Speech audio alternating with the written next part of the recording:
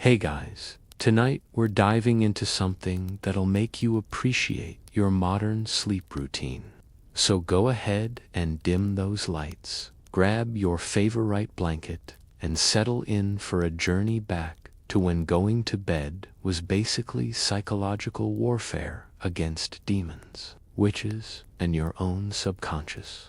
We're talking about how people in the Middle Ages tried to avoid bad dreams. And trust me, their bedtime rituals were way more elaborate and frankly disturbing than anything you've ever done. Picture this. It's the year 1347. You've survived another day of not dying from plague, starvation, or Yornibers, terrible hygiene. And now it's time for bed. But wait. You can't just flop down on your straw mattress and call it a night. Oh no. First, you need to perform a series of increasingly bizarre rituals to make sure demons don't crawl into your brain while you're unconscious. Because apparently, medieval people believed sleep was basically an 8-hour vulnerability window for every supernatural entity with a grudge. The thing is, medieval folks were absolutely terrified of dreams. And honestly, can you blame them? Their daily lives were already a horror show of poverty, disease, and political instability. The last thing they needed was for their subconscious to get creative with even more ways to torment them. So they developed this whole elaborate system of dream prevention that makes modern sleep hygiene look like child's play.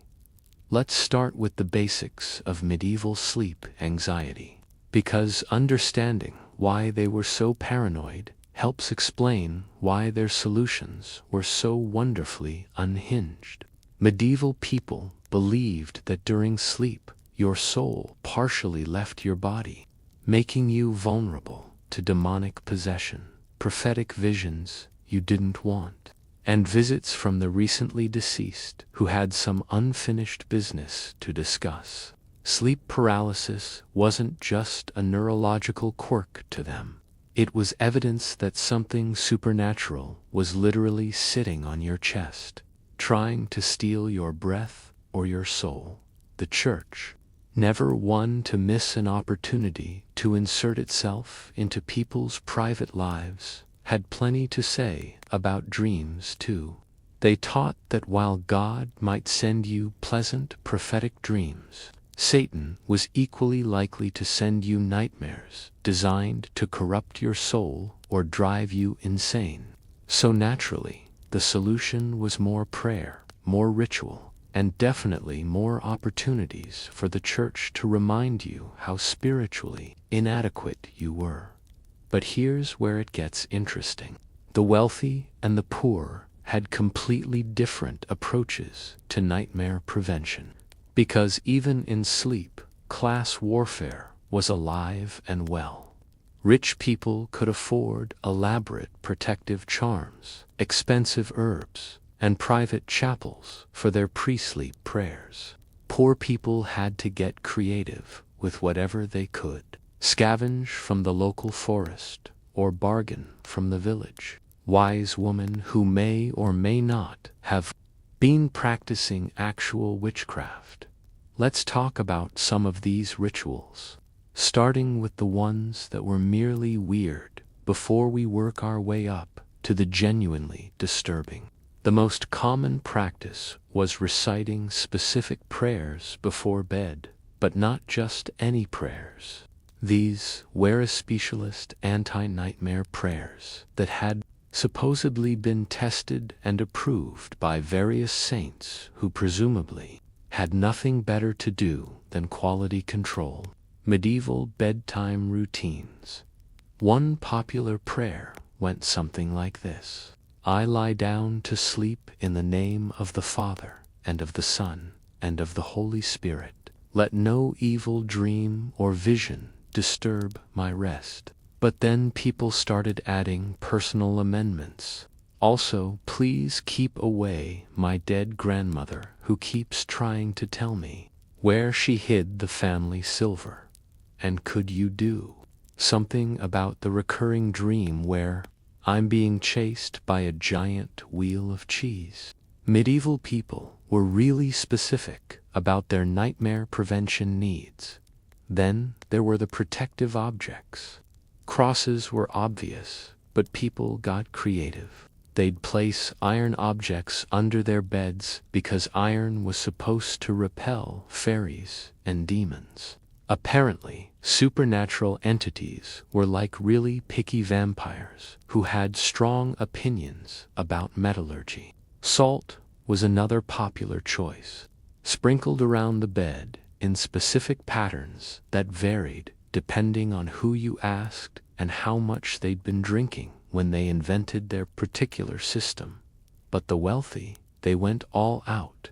They had elaborate dream catchers made of precious metals and gemstones, commissioned from craftsmen who specialized in supernatural home security.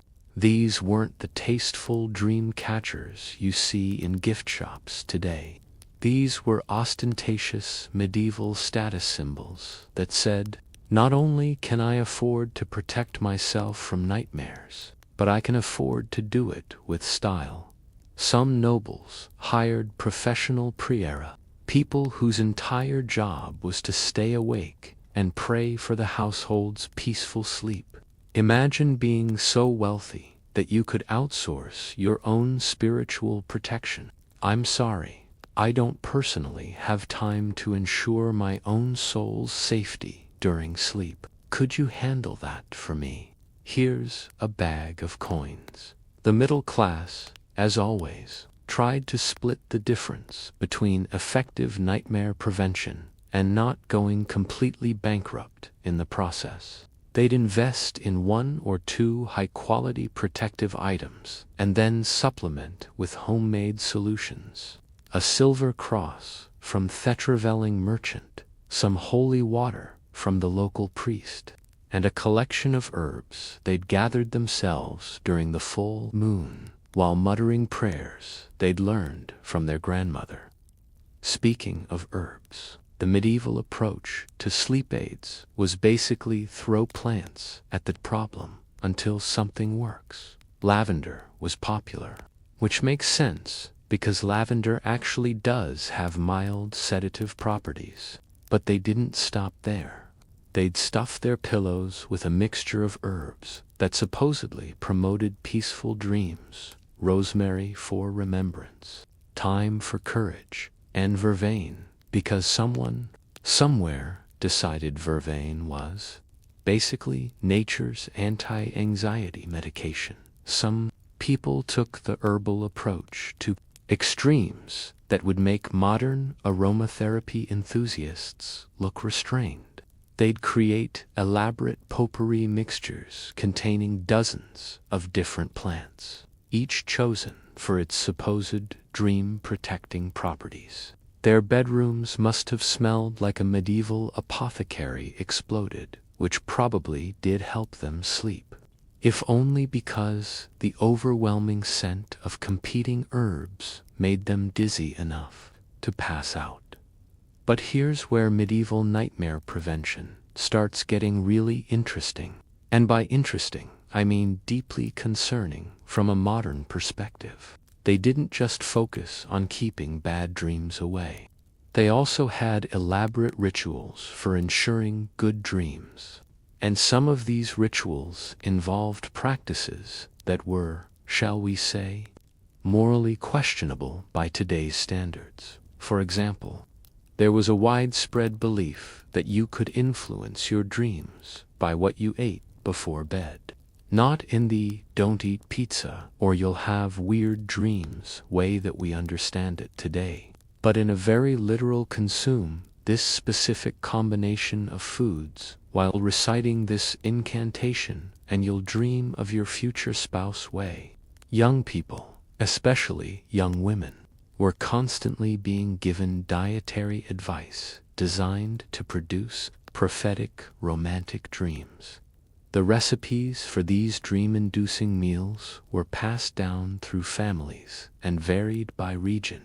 but they typically involved a combination of foods that we now know can actually affect sleep patterns. Cheese, especially aged cheese, can cause vivid dreams due to its tyramine content.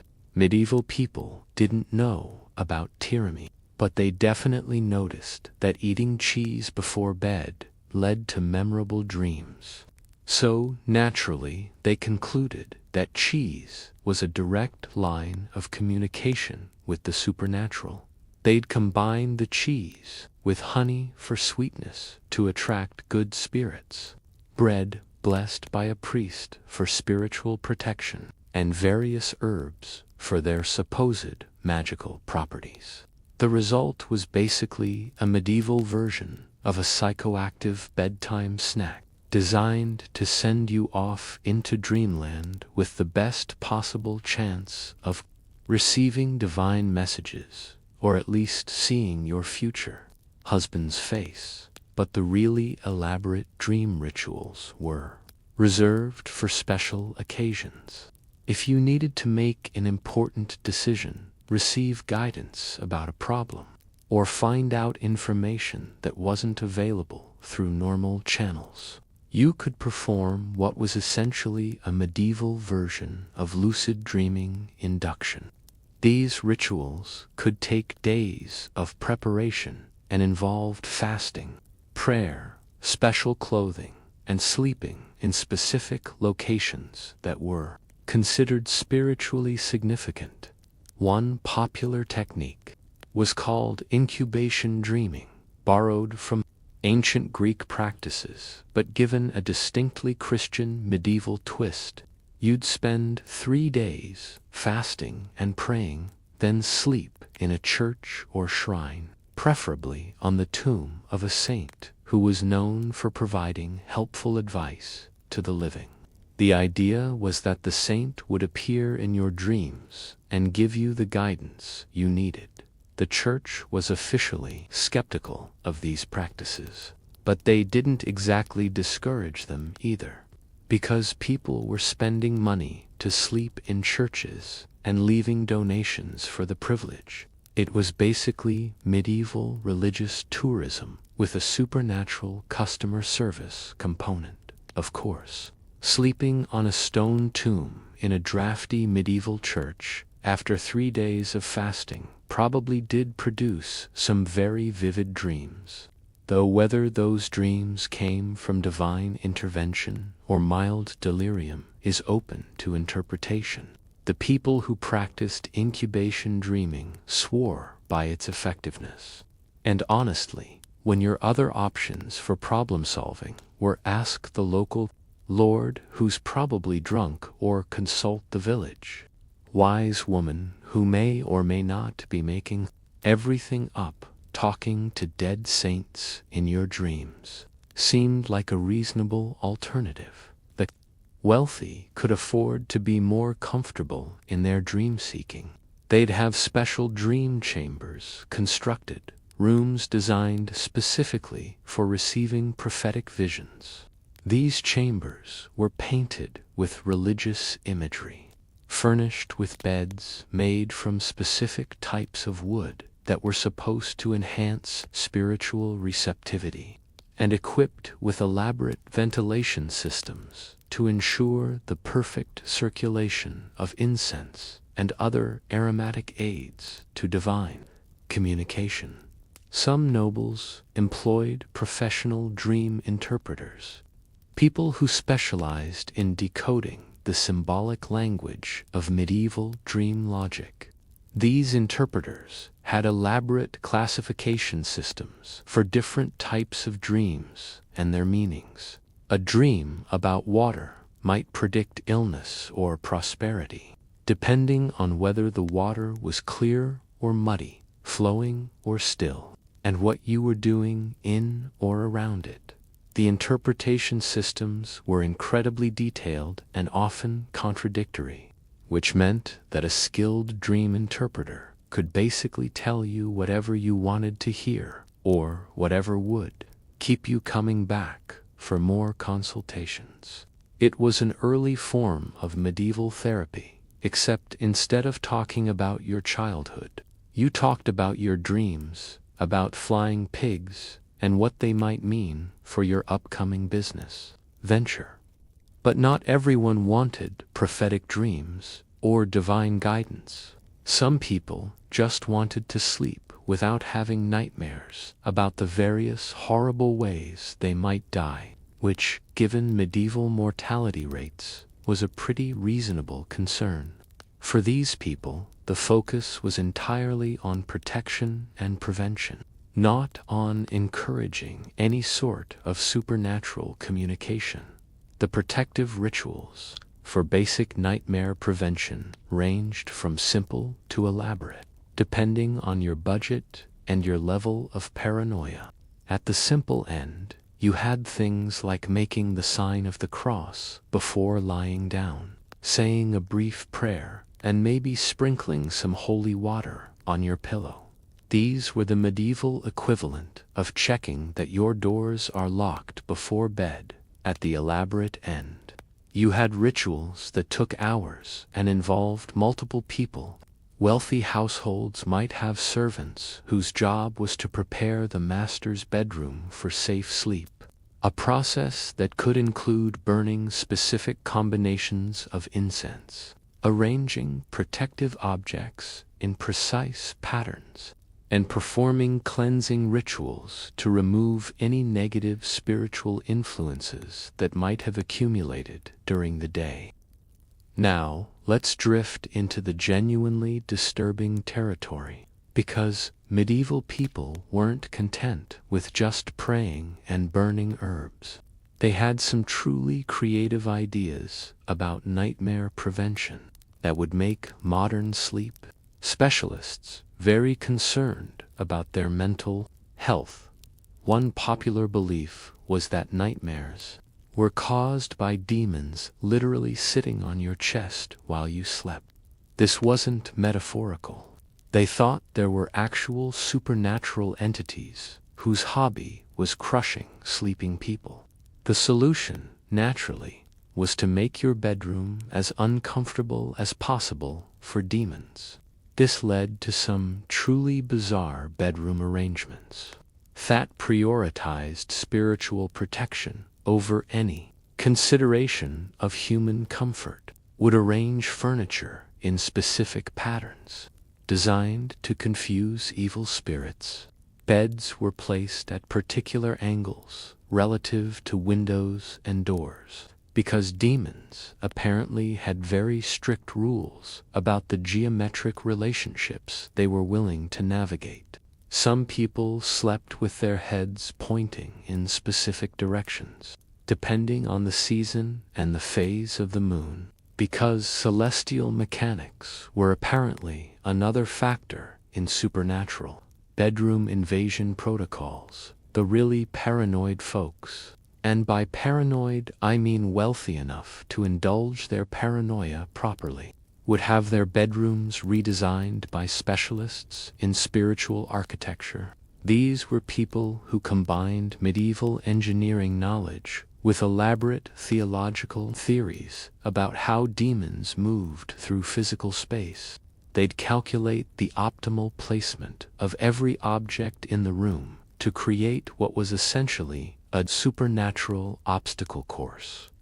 Windows were particularly problematic because demons supposedly traveled on night air, so wealthy people would have elaborate window treatments installed, not for privacy or temperature control, but to filter out evil spirits while still allowing good air to circulate.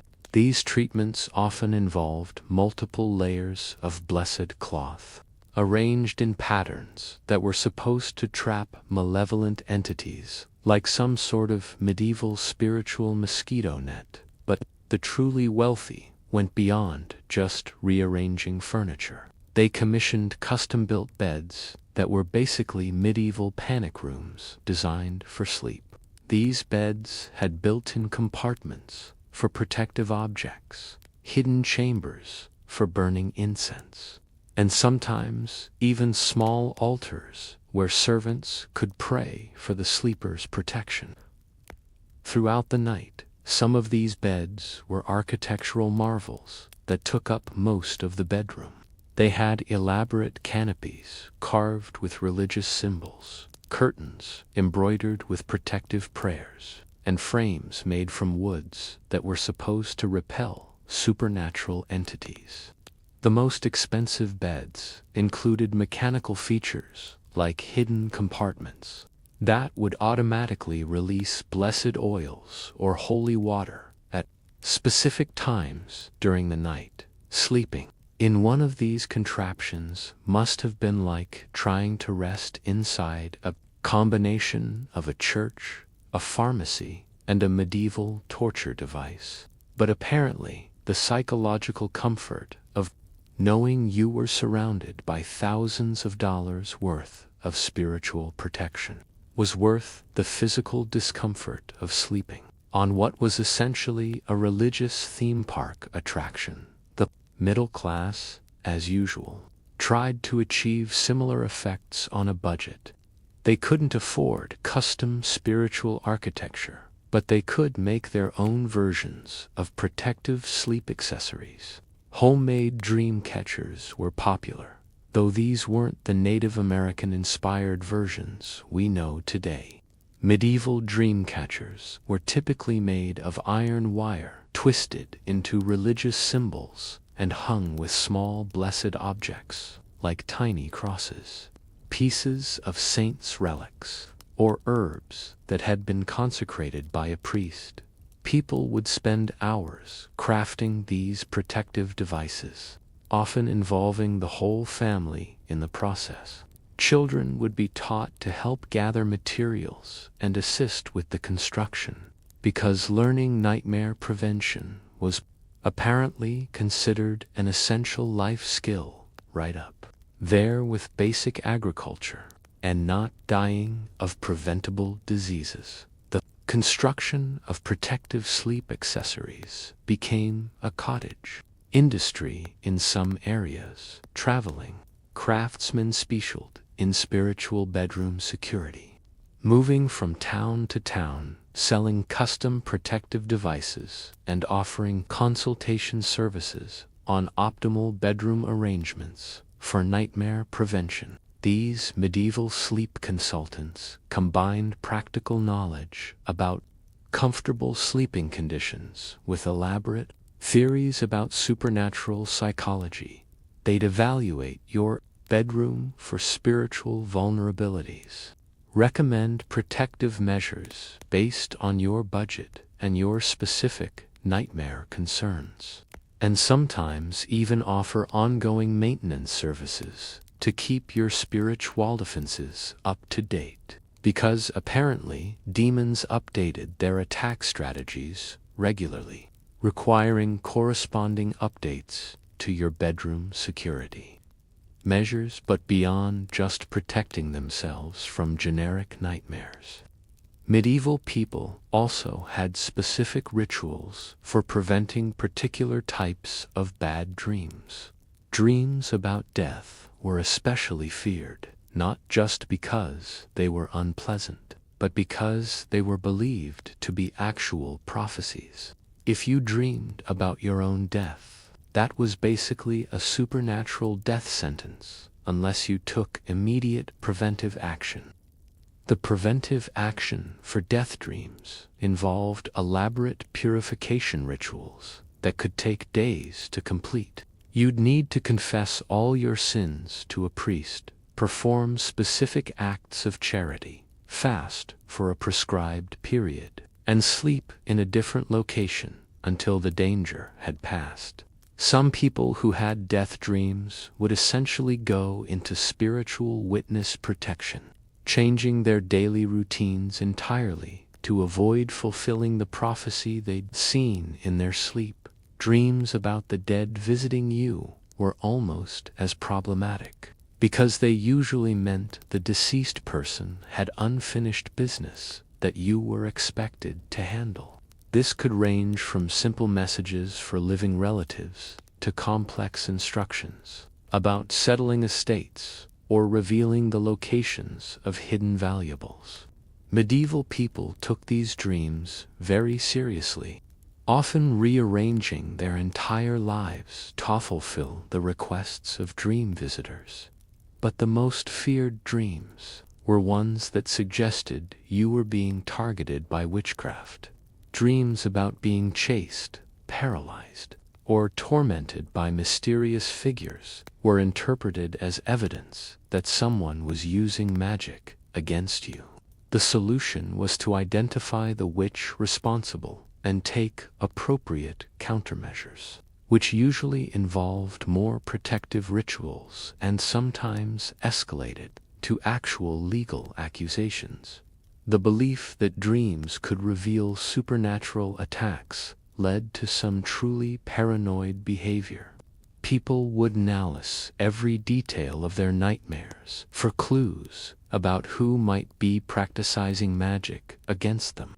The color of clothing worn by dream figures, the specific nature of the torment, and the setting of the nightmare were all considered important diagnostic information. Professional dream interpreter specialize in identifying magical attacks through dream analysis. They'd interview nightmare sufferers extensively, looking for patterns that might reveal the identity of the witch responsible.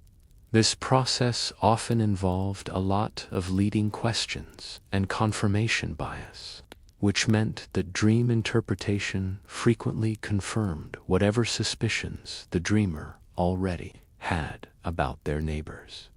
The countermeasures for magical attack dreams were particularly elaborate. They involved not just protective rituals for future sleep, but active magical defense measures designed to send the attack back to its source.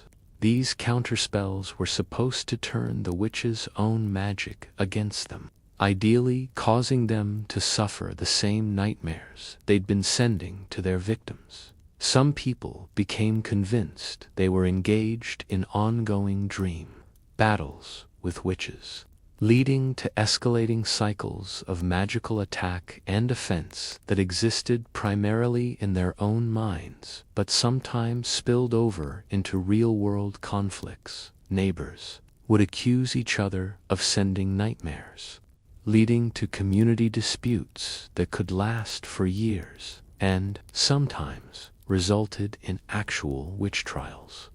The church's position on all this was carefully ambiguous. Officially, they acknowledged that Satan could send bad dreams and that prayer was the unofficially, they were happy to sell blessed objects, consecrated oils, and specialist prayers that promised protection from supernatural dream attacks.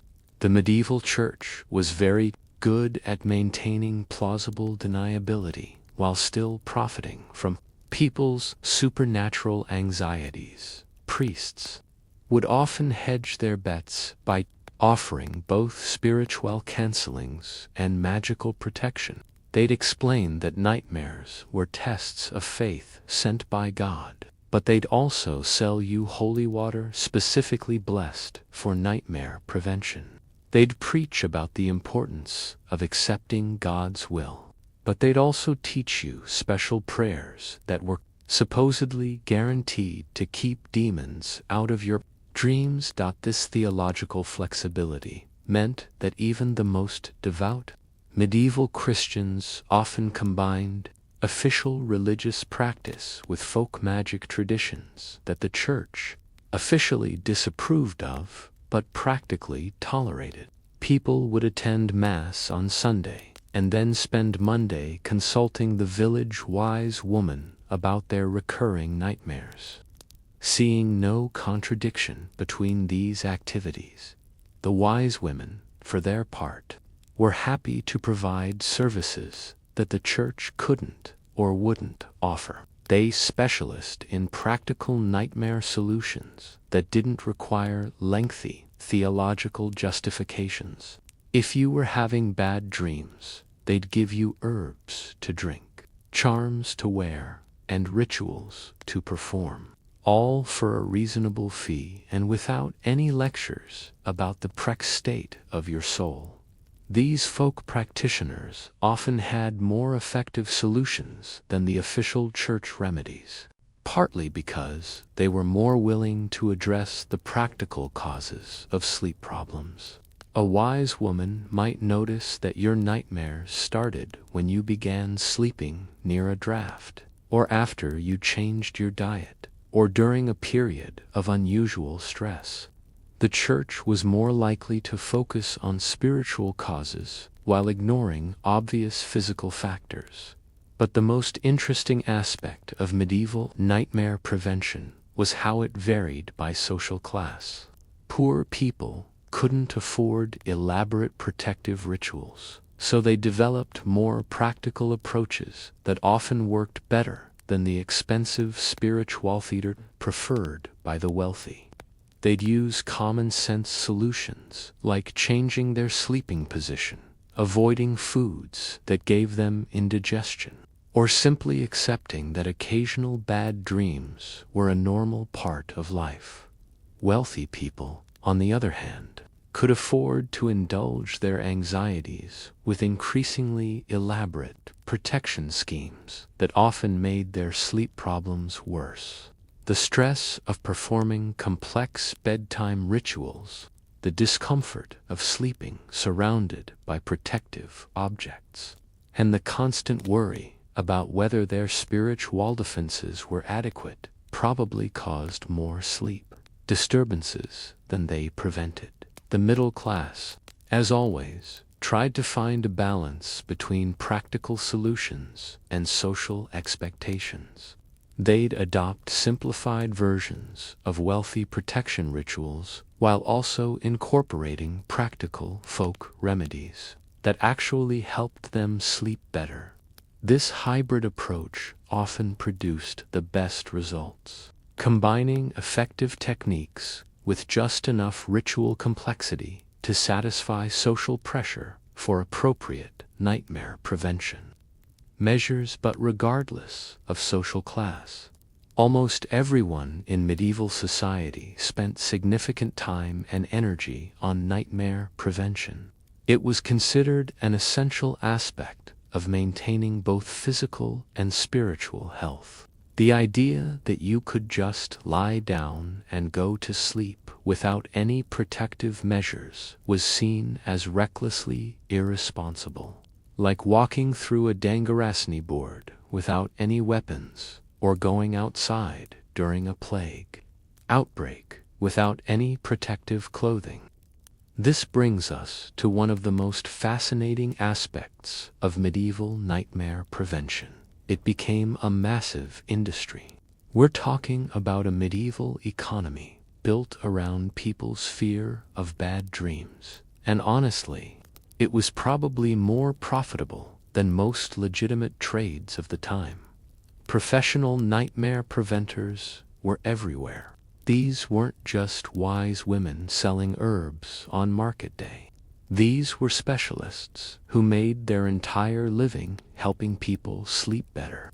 Some traveled from town to town, offering consultation services, while others set up permanent practices in larger cities where there were enough anxious sleepers to support a full-time nightmare prevention business. The services offered by these professionals ranged from basic protective charm sales to elaborate custom ritual design. A typical consultation would involve a detailed interview about your specific nightmare patterns, an analysis of your bedroom's spiritual vulnerabilities, and recommendations for protective measures tailored to your particular situation and budget. The most successful practitioners developed signature techniques that became their trademark. One famous nightmare preventer in 14th century Paris specialized in musical protection, claiming that demons were repelled by specific combinations of notes played on specially consecrated instruments. His clients would hire musicians to play protective songs outside their bedrooms all night, which was probably very effective at preventing dreams, though mainly because it made sleep impossible. Another popular specialist claimed to have discovered the precise geometric patterns that demons found most confusing. He'd redesign entire bedrooms according to his theories about supernatural psychology, arranging furniture and decorative objects in complex configurations that supposedly created navigational challenges for evil spirits. His clients paid enormous sums for bedroom layouts that looked like modern art installations but were actually medieval demon-proofing systems. The really entrepreneurial nightmare developed franchise-like operations, training apprentices in their methods and sending them to establish branches in other cities. These medieval sleep consulting chains standardized their services, offering consistent quality nightmare prevention across multiple locations. You could get the same level of spiritual bedroom security in London as you could in Rome. Assuming you could afford the premium prices these established brands commanded, the apprenticeship programs for nightmare prevention were surprisingly rigorous. Students would spend years learning about demon behavior patterns, protective symbol construction, herb cultivation for sleep aids, and customer service techniques for dealing with chronically anxious clients. The graduation requirements often included successfully preventing nightmares for a certain number of test subjects over a specified period. Master nightmare preventers guarded their trade secrets carefully, often requiring apprentices to take elaborate oaths of secrecy before revealing their most effective techniques. Some methods were passed down through families for generations, with each practitioner adding their own innovations while maintaining the core principles developed by their predecessors. The competition between different nightmare prevention practitioners led to some truly creative marketing strategies. Some specialists offered guarantees, promising to refund their fees if clients experienced nightmares within a certain period after treatment.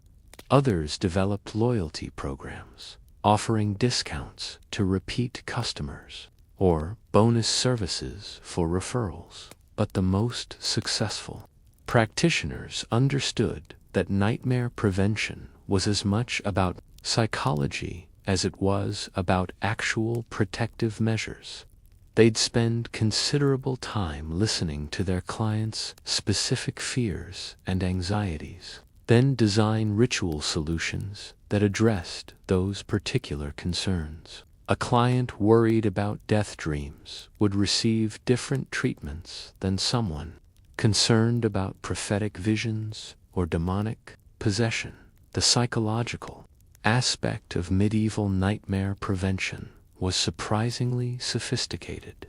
Practitioners understood that anxiety about having nightmares could actually cause sleep problems. So they developed techniques for managing their clients' bedtime anxiety, in addition to providing supernatural protection. Many successful treatments worked primarily because they gave clients confidence that they were adequately protected, allowing them to relax enough to actually fall asleep. Some practitioners specialized in treating specific types of nightmare sufferers.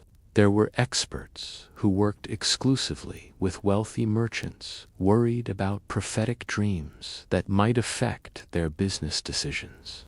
Others focused on serving religious communities concerned about spiritual attacks during sleep. Still others worked primarily with young people seeking romantic dream guidance. The merchant-focused practitioners developed particularly elaborate services because wealthy traders had both the money to pay for premium nightmare prevention and the business-specific concerns that required specialized knowledge. A merchant worried about dreams that might predict market crashes needed different protection than someone just trying to avoid generic, scary dreams. These commercial nightmare prevent would offer ongoing consultation services, adjusting their clients' protective measures based on changing business conditions or seasonal variations in supernatural activity. They'd monitor their clients' dream patterns over time, making recommendations for updated protective rituals. Whenever market conditions changed or new types of prophetic dreams emerged, the religious community specialists had to navigate the tricky relationship between official church doctrine and practical nightmare prevention needs. They'd develop treatments that were theologically acceptable while still being effective enough to satisfy clients who were paying for results. This usually involved elaborate justifications for why particular protective measures were actually forms of prayer rather than folk magic. Young people seeking romantic dream guidance were probably the most profitable client base, because they were willing to pay almost anything for reliable access to prophetic dreams about their future spouses. The practitioners who served this market developed increasingly elaborate ritual systems designed to produce specific types of romantic visions. These romantic dream rituals often involved complex preparation periods that could last for weeks. Clients would be given detailed instructions about diet, sleep schedules, prayer routines, and behavioral modifications designed to make them spiritually receptive to prophetic romantic visions. The preparation process was often more expensive than the actual dream ritual itself. But the most interesting development in the medieval nightmare prevention industry was the emergence of group services. Some practitioners realized they could serve multiple clients simultaneously by offering community protection rituals. These group sessions were more affordable for individual participants, while being more profitable for the practitioner. Community nightmare prevention sessions typically involved gathering groups of clients in a single location for collective protective rituals. Participants would share the cost of expensive protective materials while benefiting from the supposedly enhanced effectiveness of group spiritual work. These sessions often became social events where participants could discuss their nightmare problems with others who shared similar concerns. The group format also allowed practitioners to offer educational services alongside their protective rituals. Clients could learn basic nightmare prevention techniques for use between professional sessions, extending the effectiveness of the treatment while creating ongoing relationships that encouraged repeat business. Some communities developed seasonal nightmare prevention festivals, where the entire population would participate in collective protective rituals designed to ensure peaceful sleep for the coming months. These events combined religious observances with folk magic traditions, creating elaborate community celebrations centered around shared anxieties about supernatural dream attacks. The festival format allowed even small communities to afford high-quality nightmare prevention services that would have been too expensive for individual families. Professional practitioners would travel to participate in these festivals, offering their services to entire communities for a fraction of what individual consultations would have cost. But perhaps the most significant development in medieval nightmare prevention was the creation of protective sleep accessories that could be mass-produced and sold at markets throughout Europe. Instead of requiring individual consultation for custom protective measures, people could purchase standardized nightmare prevention products from traveling merchants. These mass-produced protective items included blessed amulets designed to be worn during sleep, herbal sleep aids with standardized formulations, and instruction manuals for performing basic protective rituals without professional guidance. The availability of affordable, standardized nightmare prevention products democratized access to spiritual sleep protection, making basic services available to people who couldn't afford individual consultation with specialists. The instruction manuals were particularly popular because they allowed people to learn nightmare prevention techniques that they could use indefinitely without ongoing professional fees. These medieval self-help books covered topics like identifying different types of supernatural dream attacks, constructing homemade protective devices, and performing emergency rituals for immediate nightmare relief. Some of these manuals became bestsellers by medieval standards, copied and recopied by scribes throughout Europe.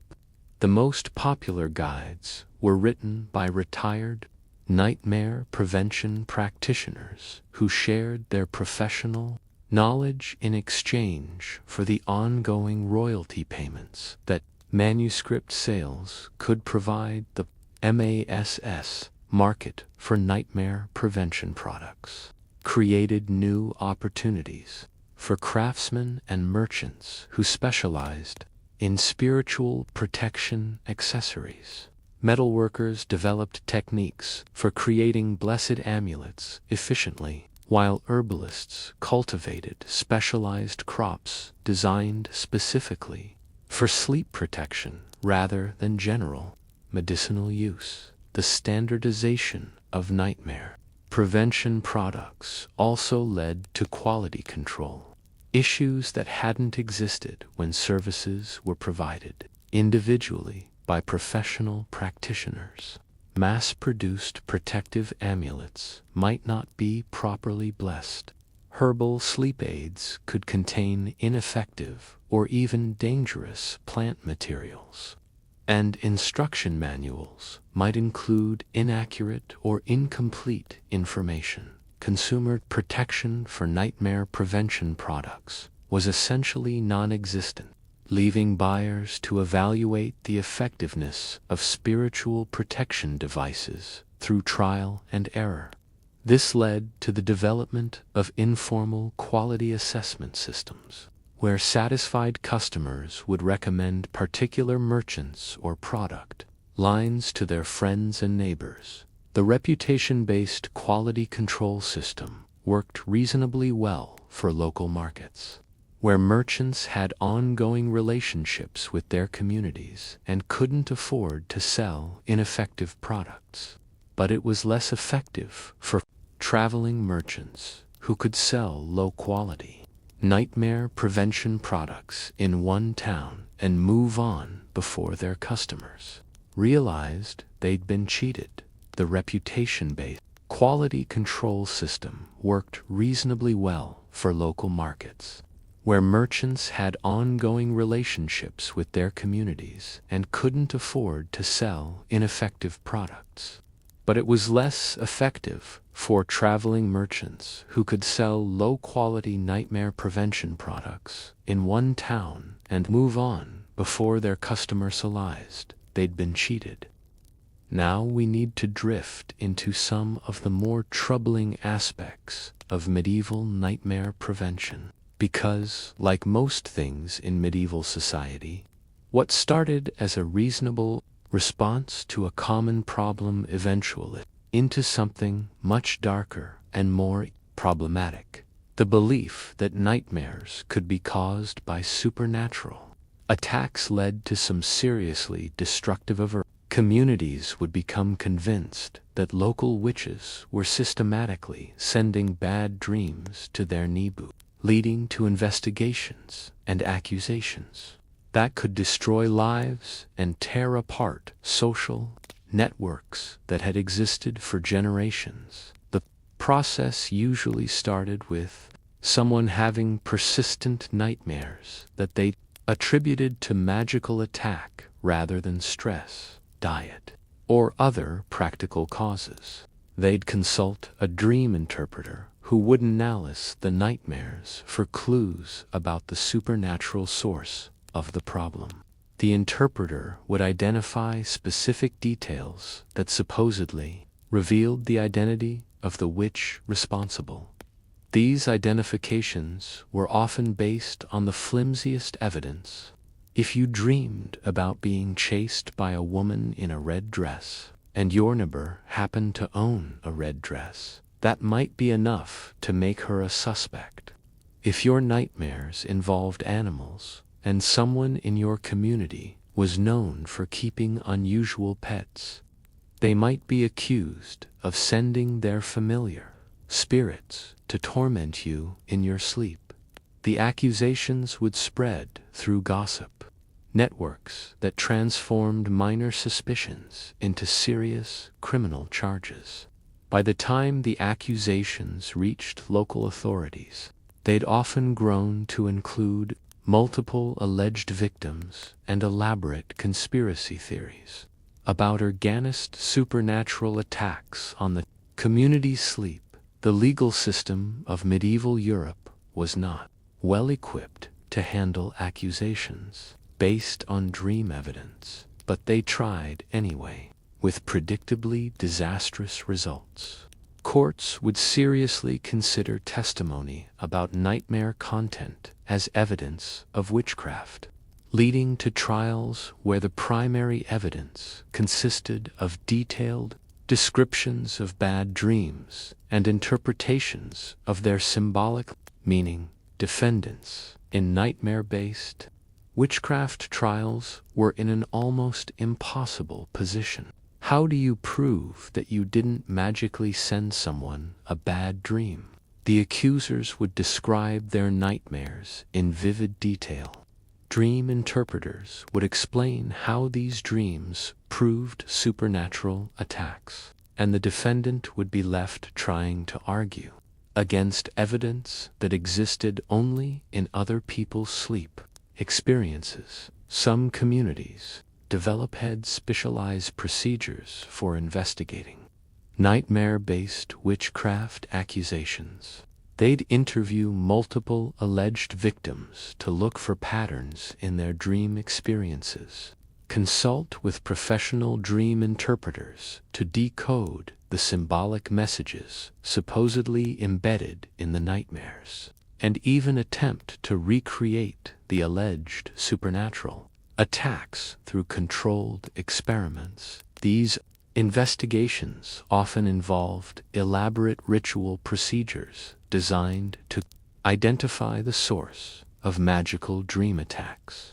Suspected witches might be forced to undergo tests that were supposed to reveal their supernatural abilities, such as attempting to send specific dreams, volunteer subjects, or trying to protect themselves from reciprocal dream attacks sent by professional practitioners. The controlled dream attack experiments were particularly disturbing because they involved communities essentially attempting to weaponize nightmares as a form of judicial procedure.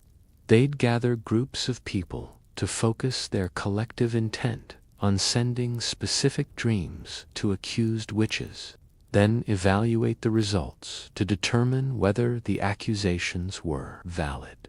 These experiments often produced exactly the results the investigators expected, partly because the accused witches were under enormous psychological stress that naturally led to sleep disturbances, and partly because the investigators were highly motivated to interpret any reported dreams as evidence of successful supernatural communication.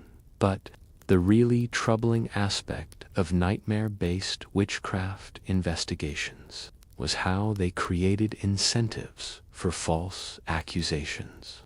If you had a personal dispute with a neighbor, accusing them of sending you nightmares was a way to use the legal system to resolve conflicts that had nothing to do with supernatural attacks. All you needed was a few vivid bad dreams and a plausible story about why your neighbor might want to harm you magically. The dream interpretation industry became complicit in these false accusations because professional interpreters were paid for their services, regardless of whether their conclusions were accurate. An interpreter who consistently found evidence of supernatural attack in their clients' nightmares would build a reputation for thoroughness and effectiveness, leading to more business from people seeking explanations for their sleep problems. Some interpreter specialize in identifying specific types of magical attacks, developing elaborate classification systems that could connect almost any nightmare to evidence of witchcraft. They'd publish guides explaining how to recognize the signs of different supernatural attack methods, creating standard diagnostic criteria that made false accusations easier to construct and harder to disprove. This standardization of dream interpretation made the accusation process more efficient, but it also made it more dangerous for innocent people who happened to fit the profiles that interpreters associated with different types of magical practitioners.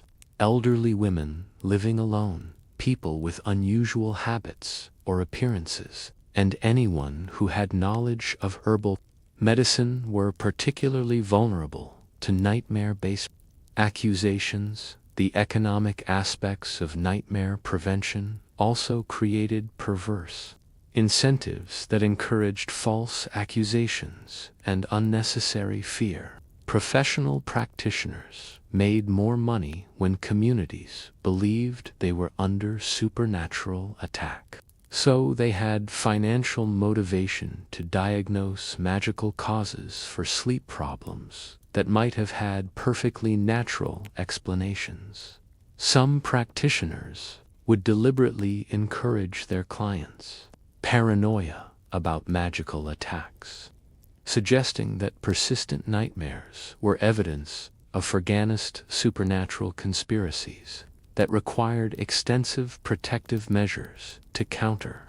They'd recommend increasingly expensive protection services while simultaneously helping identify potential supernatural attackers in the client's community. The escalation of protective measures often created arms races between burrs who became convinced they were engaged in magical warfare through their dreams. One family would install elaborate nightmare prevention systems, prompting their neighbors to upgrade their own spiritual defenses, leading to community-wide competitions over who had the most effective supernatural protection. These magical arms races were profitable for the nightmare prevention industry, but socially destructive for the communities involved. Neighbors would become increasingly suspicious of each other's sleep-related activities, interpreting normal behaviors like herb gardening or unusual sleep schedules as evidence of supernatural attack. Preparation. The children in these communities grew up in environments where bedtime was associated with complex anxieties about magical warfare and supernatural vulnerability.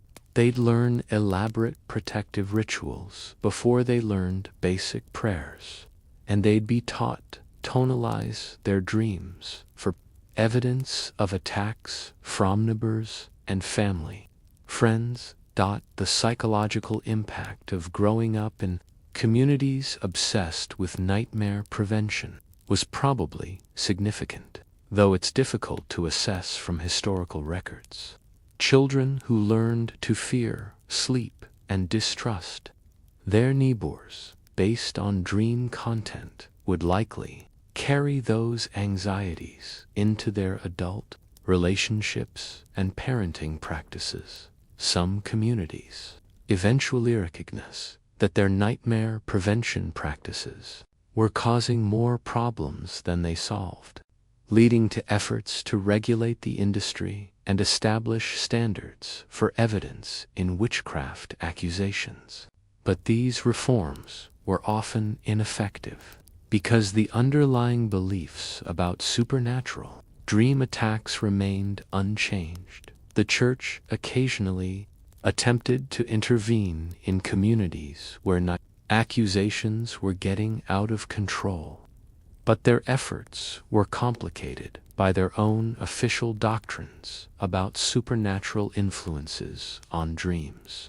They couldn't completely dismiss the possibility of demonic dream attacks without contradicting their own teachings, but they also couldn't endorse the increasingly elaborate folk magic practices that communities were using for protection. Theological compromise position was typically tomephasis, prayer, and official religious rituals, while discouraging the more elaborate folk magic practices that were causing social problems. But this approach often failed because official church remedies were less immediately satisfying than the dramatic protective rituals offered by folk practitioners. Some religious authorities tried to address the problem by offering alternative explanations for persistent nightmares that didn't involve supernatural attacks from human witches. They'd suggest that bad dreams were tests of faith sent by God, or attacks from demons that should be addressed through increased prayer and charitable works rather than magical countermeasures. But even these alternative explanations often led to problematic because communities would interpret persistent nightmares as evidence of insufficient piety or inadequate spiritual defenses. People suffering from chronic sleep problems would be pressured to demonstrate their faith through increasingly extreme religious practices that often made their sleep problems worse. The most destructive aspect of medieval nightmare prevention culture was probably how the idea that normal sleep problems required supernatural explanations and magical solutions. This prevented people from developing practical approaches to sleep hygiene that might have actually improved their rest quality. Instead of addressing obvious factors like diet, exercise, stress, and sleeping environment, people focused on elaborate ritual solutions that often created additional stress and anxiety. The time and energy spent on supernatural protection could have been used for practical improvements to their sleeping conditions. The economic resources devoted to nightmare prevention were also significant.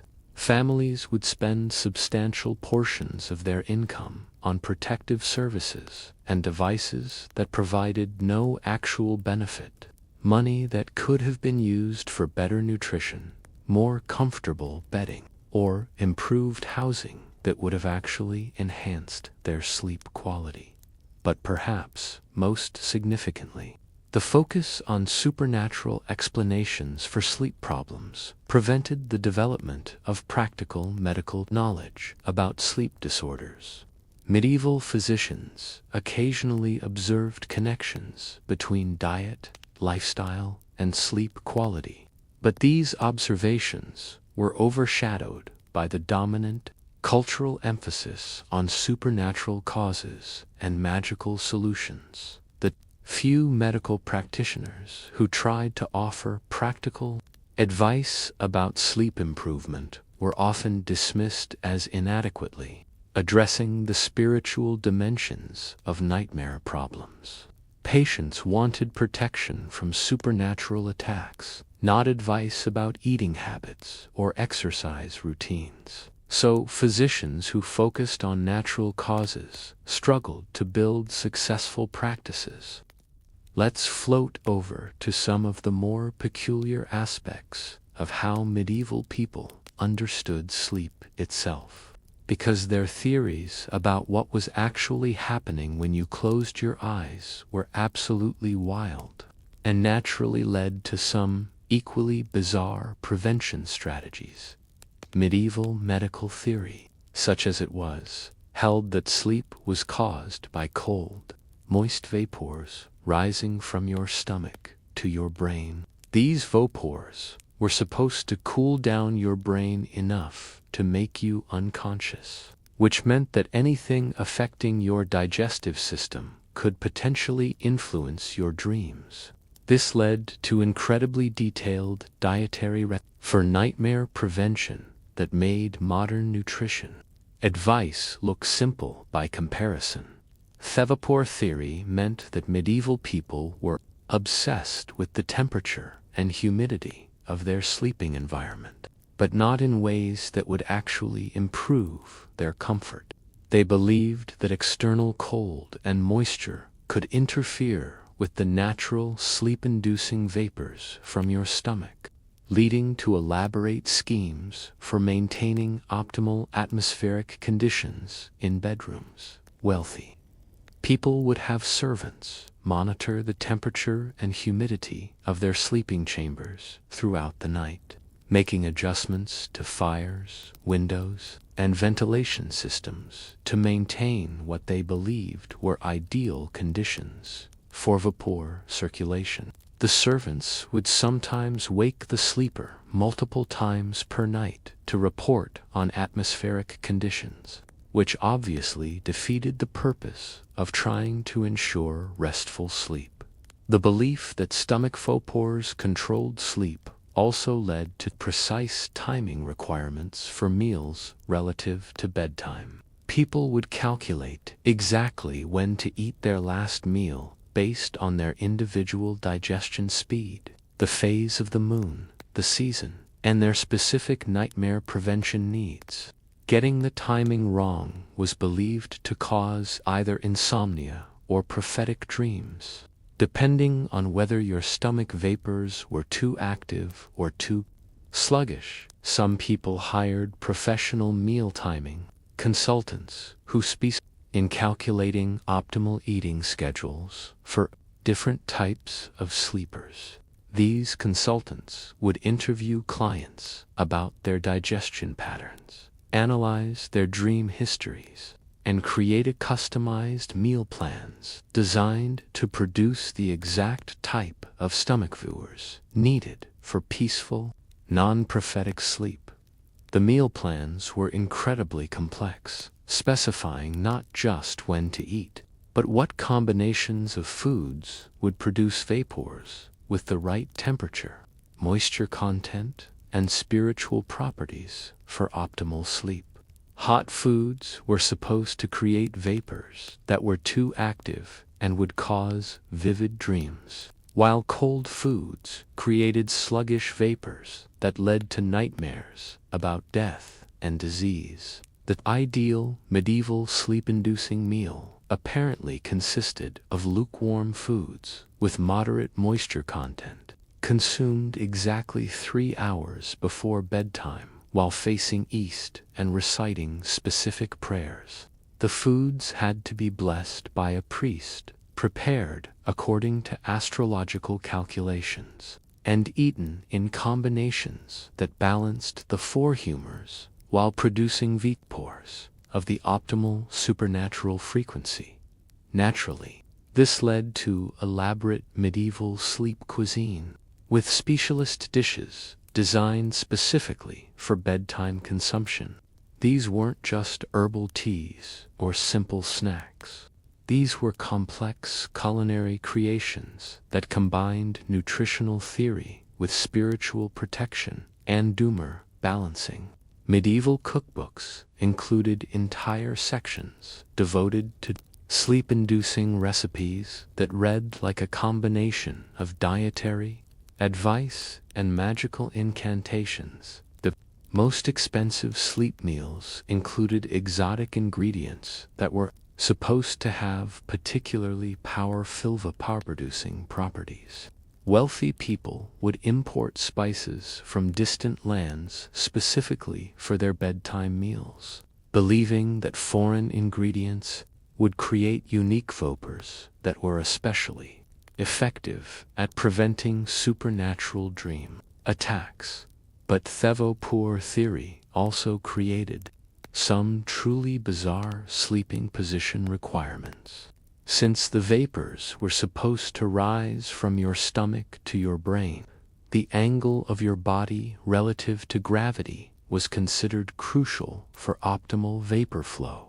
People would sleep propped up at specific angles, sometimes using elaborate pillow arrangements that looked more like medieval furniture than bedding. Some people slept sitting upright in specially designed chairs that maintained the optimal angle for vapor circulation, while providing adequate support for overnight rest.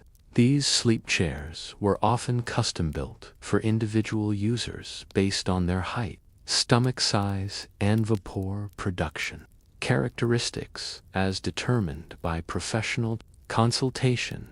The really committed vaporiotas enthusiasts would change their sleeping positions throughout the night according to predetermined schedules designed to maintain optimal vapor flow as their digestive processes progressed.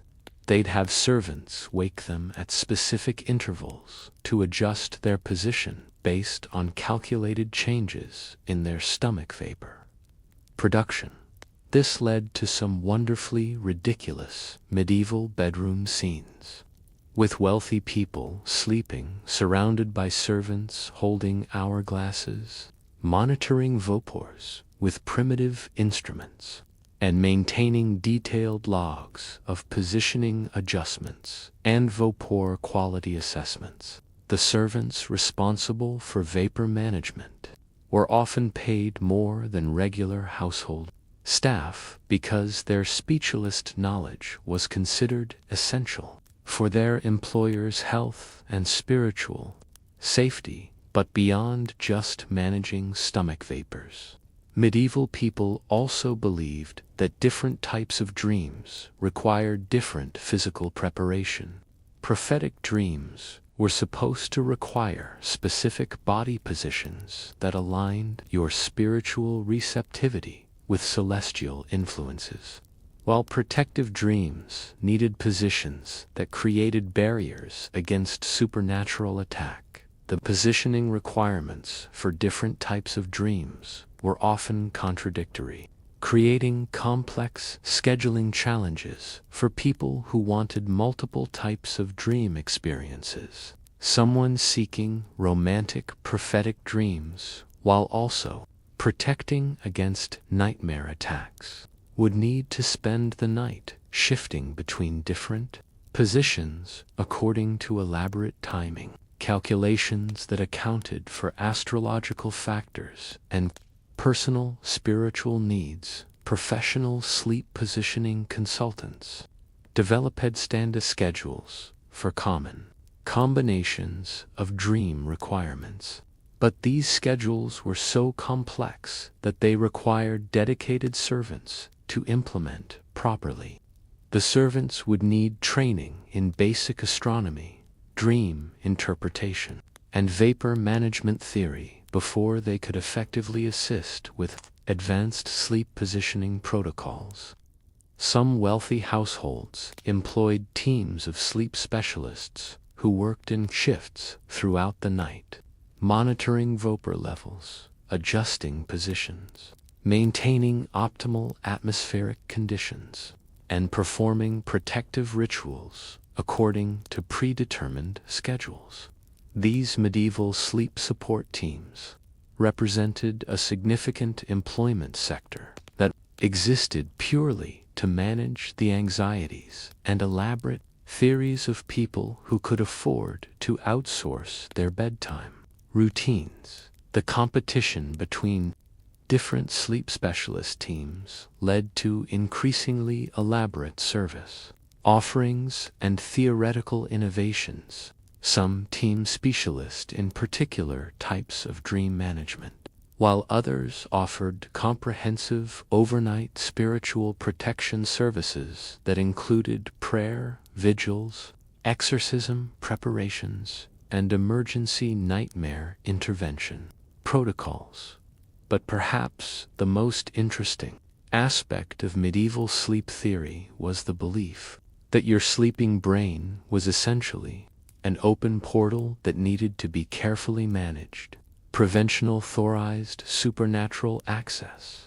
This meant that falling asleep was seen as a risky activity that required preparation similar to what modern people might do before performing surgery or handling hazardous materials. The pre-sleep preparation rituals developed by different communities were incredibly detailed, often requiring several hours of specific activities designed to ensure spiritual safety during the vulnerable period of unconsciousness. These preparation routines combined religious observances, magical protection rituals, physical positioning protocols, and dietary requirements into comprehensive bedtime procedures that were more complex than most people's morning routines. The time investment required for proper medieval sleep preparation meant that people often spent more time getting ready for bed than they actually spent sleeping.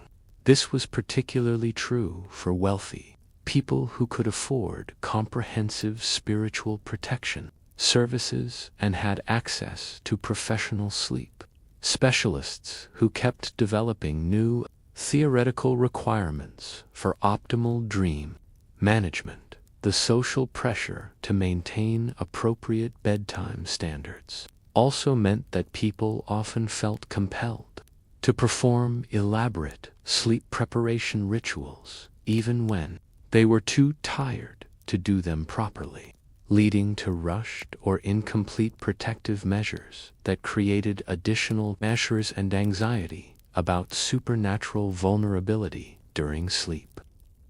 So here we are, at the end of our journey through the wonderfully bizarre world of medieval nightmare prevention. As you settle into your own bed tonight, you can appreciate just how simple your bedtime routine really is compared to what our medieval ancestors thought was necessary for safe sleep. No need to calculate the optimal angle for stomach vapor circulation.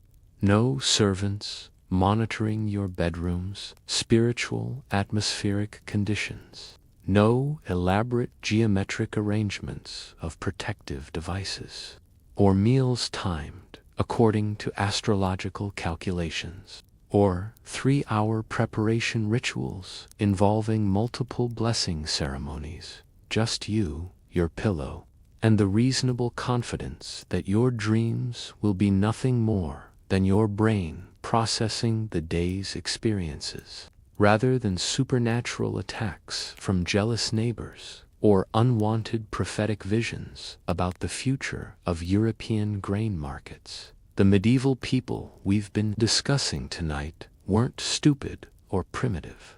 They were dealing with genuine problems: anxiety, stress, poor sleep quality, and disturbing dreams, using the best explanatory frameworks available to them. Their solutions were elaborate because their problems seemed mysterious, and their theories about causation were necessarily complex. In many ways, their comprehensive approach to sleep problems was more thorough than what most modern people do to address their own sleep issues. They paid attention to diet, environment, stress levels, social relationships, and psychological preparation in ways that would impress modern sleep specialists, even if their theoretical understanding was completely wrong. The social support networks they built around sleep problems provided communities with shared ways of addressing anxiety and fear that brought people together rather than isolating them with their worries. The medieval approach to nightmare prevention was fundamentally social, involving families, neighbors, and professional practitioners in collective efforts to ensure everyone's peaceful sleep. But what's most remarkable about medieval nightmare prevention is how it demonstrates the human capacity for creating elaborate, internally consistent systems of belief and practice around shared anxieties. These weren't random superstitions. They were sophisticated cultural responses to universal human experiences of vulnerability and fear. The practitioners who developed these systems were often genuine experts in psychology and social dynamics, even if their theoretical frameworks seem absurd to us. They understood how to manage anxiety, create confidence, build community, solidarity, and provide comfort to people dealing with genuine distress. The commercial aspects of medieval nightmare prevention show how human societies can create entire industries around shared fears and anxieties. The economic relationships that developed around spiritual protection services were complex and sophisticated, involving international trade, professional specialization, quality control systems, and competitive innovation. But perhaps most importantly for our purposes tonight, medieval nightmare prevention demonstrates that human beings have always had complex relationships with sleep and dreams. The experiences that seem most private and individual, our dreams, our fears, our vulnerabilities, during sleep have always been subjects for shared cultural interpretation and collective response. The elaborate bedtime rituals we've been exploring tonight weren't just individual protective measures. They were ways of connecting individual sleep experiences to broader community values, beliefs, and social relationships. Going to bed was never just about personal rest. It was about participating in shared cultural systems that gave meaning to the mysterious experience of losing consciousness every night. The medieval understanding that sleep made people vulnerable was actually quite insightful, even if their ideas about the sources of that vulnerability were completely wrong. Sleep does make us psychologically vulnerable to our own anxieties and fears. Dreams do sometimes reflect our deepest worries and concerns in ways that can be disturbing or difficult to understand. The medieval response of creating protective systems and supportive communities around sleep problems addressed genuine human needs, even when the specific techniques they used were based on incorrect theories. The fundamental insight that sleep problems often require social and cultural solutions, rather than just individual medical interventions, remains valid today. So, as you drift off to sleep tonight, you can appreciate both the simplicity of your modern bedtime routine and the continuity of human experience across centuries.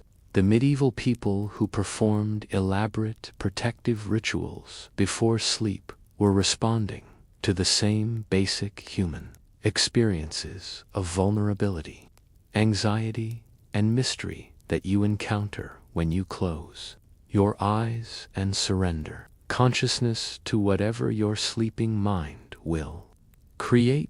The difference is that you have the luxury of understanding that your dreams are neurological phenomena rather than supernatural communications, and that your occasional nightmares are psychological experiences rather than evidence of magical attacks from hostile neighbors. Your bedtime routine can focus on comfort and relaxation rather than spiritual protection and supernatural defense.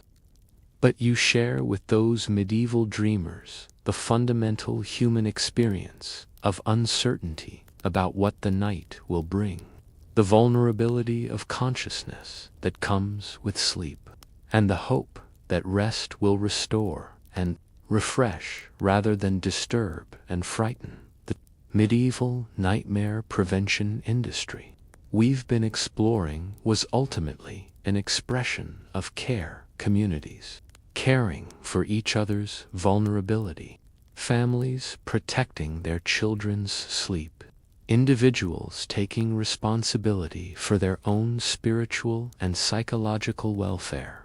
The specific techniques they used may seem bizarre to us, but the underlying concern for peaceful, restorative sleep is something we continue to share. So sleep well tonight, knowing that your simple bedtime routine continues a tradition of human beings, caring for their own and each other's rest that stretches back through centuries of elaborate protective rituals, community support systems, and shared cultural responses to the universal human experiences of sleep, dreams, and the mysterious nightly journey into unconsciousness. The medieval world of nightmare prevention reminds us that sleep has always been more than just a biological necessity.